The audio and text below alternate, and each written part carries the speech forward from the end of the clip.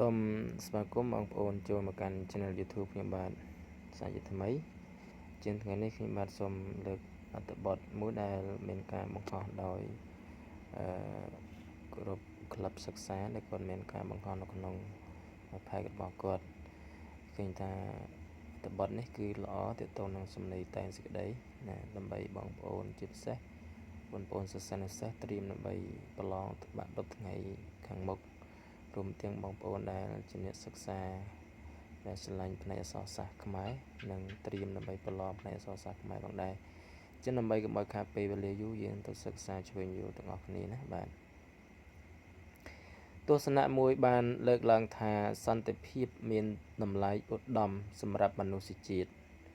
ចូលបកស្រាយបញ្យលដោយផ្សារភ្ជាប់ស្ថានភាពប្រវត្តិសាស្ត្រនិងសង្គមជាក់ស្ដែងសេចក្តីអត្ថាធិប្បាយសេចក្តីសុខក្សែមខ្សាន្តគឺជាបំណងប្រាថ្នានៃយើងគ្រប់គ្នាមនុស្សជាតិស្អប់សង្គ្រាមមិនត្រូវការទេចំពោះសង្គ្រាមហើយអ្វីដែលយើងចង់បាននោះគឺការរីកចម្រើនសេចក្តីសុខដុមរមនាការអភិវឌ្ឍជឿនលឿនទៅមុខដោយអ្វីដែលបានលើកឡើងនេះហើយទើបមានទស្សនៈមួយលើកឡើងថាសន្តិភាពមានតម្លៃឧត្តមសម្រាប់មនុស្សជាតិបាទនេះគឺជាសេចក្តីផ្ដើមនៅក្នុងការតែងសេចក្តីណាបាទគេថាចំណូលបញ្ហានិងចំណោទបញ្ហានៅក្នុងសេចក្តីផ្ដើមហ្នឹងឥឡូវគឺចូលដល់តួសេចក្តីណាបាទនេះចំណោទសូមអធិស្ឋាននេះនៅក្នុងចំណោទបញ្ហាមួយទៀតក្នុងផ្ដើមសេចក្តីដែរគឺតើទស្សនៈនេះមានអត្ថន័យខ្លឹមសារដំណេចនេះជាចំណោទបញ្ហាបាទក្នុងសេចក្តីផ្ដើមនេះចូលដល់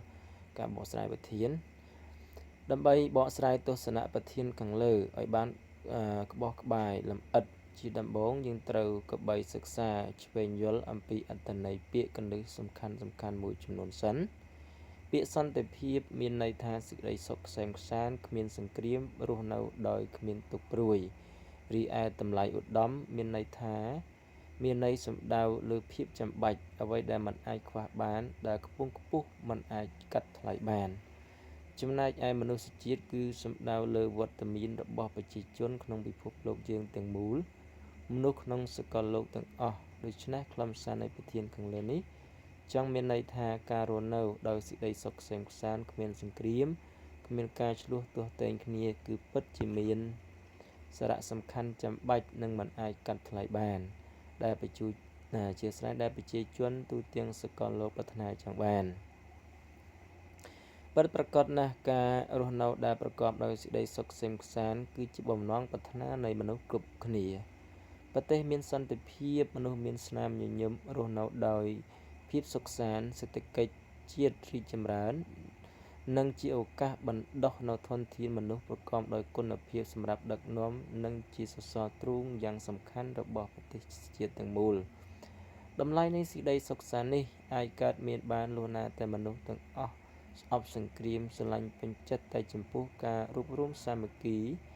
មិនបែងចែកពួរសម្បល់ជាតិសាសន៍ភេទឬក្រុមបកពួកនៃមនុស្សការឲ្យតម្លៃលើសិទ្ធិយល់ដឹងអំពីការប្រើប្រាស់សិទ្ធិនិងការគោរពច្បាប់សង្គមគឺកាន់តែធ្វើឲ្យសង្គមឬប្រទេសមានសណ្ដាប់ធ្នាប់របៀបរៀបរយក្នុងការដែលប្រទេសមានឯករាជ្យគឺជាដំណើរការឈានទៅរកសុខសន្តិភាពនិងការអភិវឌ្ឍរុងរឿងខឿនសេដ្ឋកិច្ចប្រជាជនល្អប្រសើរស្ថានភាពសង្គមពោពេញដោយភាពអ៊ូអរនៅកន្លែងណាទីណាក៏មានតែសម្លេងសើចក្អាកក្អាយរីករាយជាមួយសន្តិភាពគ្មានភាពភ័យខ្លាចឬការគៀបសង្កត់អ្វីសោះឡើយនៅគ្រប់ស្ថាប័នរដ្ឋឬឯកជនគ្រប់វិស័យគ្រប់រួមគ្នាជំរុញលទ្ធភាពនិងសមត្ថភាពរបស់ខ្លួនដើម្បីជួយពន្លឿនក៏ដូចជាការរួមសហការឲ្យប្រទេសឬសង្គមកាន់តែវិវត្តទៅមុខជាលំដាប់ប្រកបដោយសេចក្តីថ្លៃថ្នូរមានឈ្មោះបោះសម្លេងលើឆាកអន្តរជាតិទាំងនៅក្នុងតំបន់និងនៅលើសកលលោកផងដែរប្រទេសកម្ពុជាគឺជាប្រទេសមួយដែលធ្លាប់ឆ្លងកាត់រឿងរ៉ាវអាក្រក់ជាច្រើនជាពិសេសគឺបញ្ហាសង្គ្រាមនេះតែម្ដងកម្ពុជាស្គាល់ច្បាស់ណាស់ពីផលអាក្រក់ ឬគុណវិបត្តិនៃសង្គ្រាមដែលបង្កនៅគ្រោះមហន្តរាយគ្រប់បែបយ៉ាងជាវិនាសកម្មដ៏ខ្មៅងងឹតដែលប្រជាជនគ្រប់គ្នាស្អប់និងខ្លាចរអាហើយគ្រប់គ្នាក៏ពុំដែលស្រមៃនិងចង់ឃើញទិដ្ឋភាពនៃសង្គ្រាមនេះដែរយើងពុំចាំបាច់គិតទៅដល់សម័យប្រវត្តិសាស្ត្រដ៏យូរលង់នោះទេត្រឹមតែប៉ុន្មានទសវត្សរ៍កន្លងទៅនេះក៏យើងឃើញច្បាស់ណាស់ទៅហើយនៅសម័យ3ឆ្នាំ8ខែ20ថ្ងៃរបស់ប៉ុលពតឬខ្មែរក្រហមជារបបបល្ល័ង្កពូជសាសន៍ដ៏យង់ឃ្នងបានកាប់សម្លាប់ប្រជាជនខ្មែរស្លូតត្រង់ជាច្រើនលានអ្នកមិនថាបញ្ញវន្តប្រជាកសិករមន្ត្រីរាជការប្រសង់នោះទេដែលត្រូវបានអង្គការបល្ល័យប្រត់ប្រាស់បងប្អូនកូនចៅប្រពន្ធកូនចៅប្តីម្ដាយឪពុកជាដើមវាជាវិនាសកម្មដ៏ខ្មៅងងឹតមួយដែលមិនគួរកើតមានចំពោះជាតិសាសន៍ខ្មែរទាល់តែសោះសាសន៍ខ្មែរជាជាតិល្អណាស់ប្រជាជនជាមនុស្សស្មោះត្រង់ក្លាហានសប្បុរសមិនគួរណាឡើយត្រូវបំផ្លាញដោយពួកដែលទទួលមនោគមអាក្រក់របស់បរទេសមានចេតនាចង់ឲ្យខ្មែរឆ្លោះគ្នាក្នុងស្ថានភាពដែលប្រទេសមានសង្គ្រាមពលរដ្ឋទាំងអស់មិនថាប្រុសស្រីចាស់ក្មេងទេគឺត្រូវមានអង្គការបង្ខំឲ្យធ្វើការងារធ្ងន់ធ្វើដើម្បីអង្គការខ្មែរក្រហមមនុស្សម្នាគ្រប់គ្នារស់សែនវេទនាគ្មានសំបីតែអាហារទទួលទានឲ្យបានឆ្អែតមនុស្សរស់នៅគ្មានសិទ្ធិសេរីភាពគ្មានក្តីមេត្តាពីអង្គការរស់នៅដោយភាពភ័យខ្លាចឮតែសំឡេងគ្រាប់កំភ្លើងធំតែក្លិនរំសេវជីវិតមនុស្សគ្មានតម្លៃអ្វីសោះឡើយមនុស្សលែងមានគុណធម៌ហើយបាត់បង់នៅក្តីសង្ឃឹមគ្រប់បែបយ៉ាងនេះជាមេរៀនមួយដ៏អាក្រក់រោគអ្វីមកប្រៀបផ្ទឹមបានឡើយសម្រាប់កម្ពុជាយើងនាវេលានោះបន្ថែមពីនេះបើងាកទៅចាប់អារម្មណ៍ទៅលើប្រទេសផ្សេងៗនៅលើពិភពលោកជាក់ស្ដែងគឺប្រទេសរុស្ស៊ីនិងប្រទេសអ៊ុយក្រែនដែលមកដល់ពេលនេះមិនទាន់បានសន្តិភាពនោះឡើយចំនួនការបោះបាញ់ការប្រើប្រាស់សភាវុធធំដើម្បីបល្ល័យគ្នាទៅវិញទៅមកប៉ះពាល់ដល់អាយុជីវិតប្រជាជនស្លូតត្រង់ច្រើនណាស់គ្រួសារបាត់បង់ពុតប្រាសសាច់ញាតិទោះបីថ្វីបើឈ្នះសង្គ្រាមតើបានអ្វីមកវិញជីវិតមនុស្សមិនអាចរស់វិញបានឡើយនេះហើយគឺជាសេចក្តីសោកសៅមិនអាចបំភ្លេចបានឡើយមួយវិញទៀតក្នុងស្ថានភាពថ្មីនេះរវាងប្រទេសកម្ពុជានិងប្រទេសសៀមយើងវិញឃើញថាកាលពីថ្ងៃទី24ខែកក្កដាឆ្នាំ2025ប្រទេសសៀមបានឈ្លានពានមកលើទឹកដីខ្មែរក្នុងដែនដីកម្ពុជារហូតដល់មានការផ្ទុះអាវុធដែលទាហានសៀមបាញ់មកលើទាហានខ្មែរមុនចំនួននោះបង្កកាន់តែធ្ងន់ធ្ងរឈានដល់ការប្រើប្រាស់សភាវុធធំដើម្បីប្រយុទ្ធគ្នាក្នុងទីលានសមរភូមិអាយុជីវិតយោធាប្រជាពលរដ្ឋទាំងសងខាងបានពលីដោយសេចក្តីឈឺចាប់រកអ្វីបរិយាយគ្មានបន្សល់ទុកនៅតែក្តីទុក្ខសោកអារម្មណ៍ភ័យខ្លាចការឈ្លានពានរបស់សៀមលើកនេះគឺជាការបំពានច្បាប់អន្តរជាតិយ៉ាងកក្លឿនសៀមចង់លេបត្របាក់ទឹកដីខ្មែរយើងសៀមអាងប្រទេសរីកចម្រើនជាងកម្ពុជាចង់បំពានដោយអមនុស្សធម៌លើដែនអធិបតេយ្យភាពរបស់ខ្មែរយើងទាំងអស់គ្នាជាជនជាតិខ្មែរមិនអាចអនុគ្រោះបានឡើយចំពោះទង្វើដ៏ព្រៃផ្សៃយង់ឃ្នងដែលរដ្ឋអំណាចចោលសៀមឈ្លានពានបានផ្ដើមមកលើកម្ពុជាដ៏ស្លូតត្រង់មួយនេះយើងគ្រប់គ្នាដង្ហោយហៅរកសន្តិភាពស្នើសុំ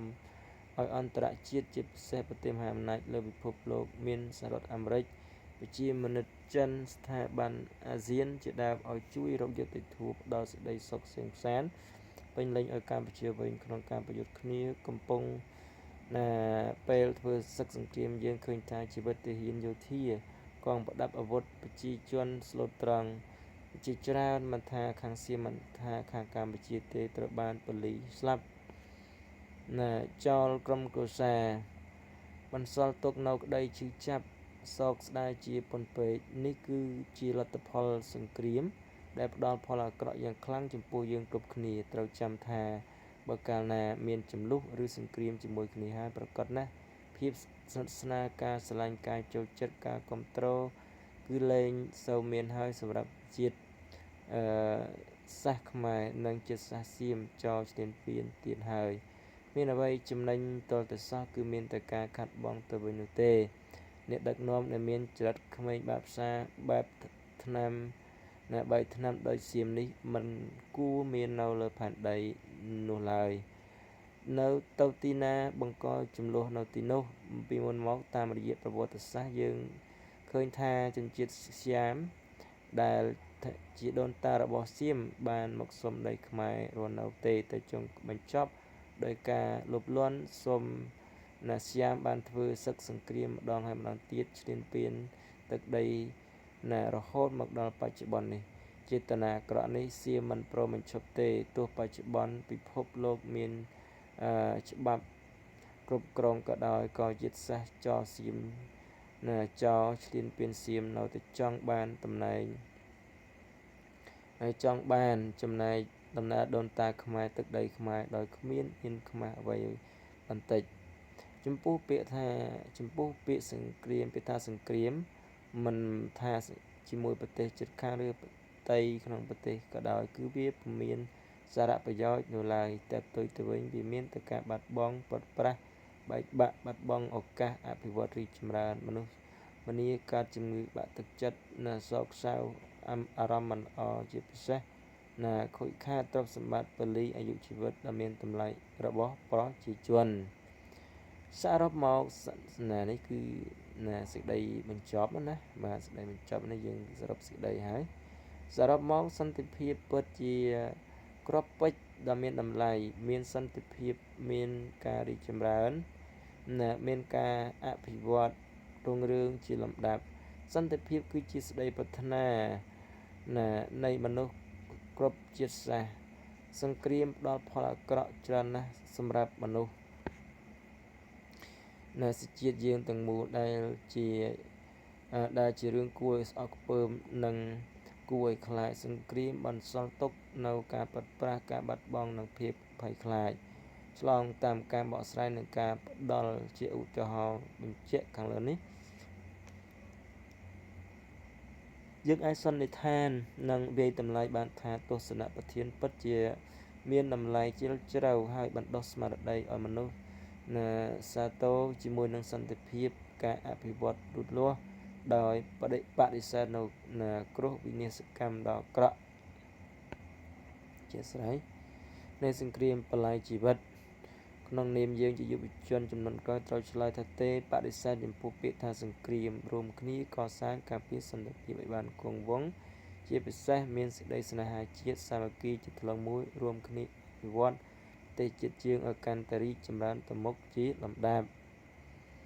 បាទនេះគឺតកតងនឹងធានតែសេចក្តីតកតងនឹងសន្តិភាពណាហើយចឹងជាគំរូដល់បងប្អូនសិស្សានុសិស្សសម្រាប់ការយកទៅតែងសេចក្តីពាក្យព័ន្ធនឹងសន្តិភាពអញ្ចឹងនេះគ្រាន់តែជាលំនាំគំរូទេមានការខុសត្រូវណាសូមអធិស្ឋានពីបងប្អូនខ្ញុំបាទគ្រាន់តែដកស្រង់មកទេបាទអញ្ចឹងខ្ញុំនឹងជួបគ្នានៅវីដេអូក្រោយៗសូមជួយចុច Subscribe ដូចជាសញ្ញាកណ្ដឹងដើម្បីទទួលបានវីដេអូថ្មីៗបាទសូមអរគុណសូមគោរពលា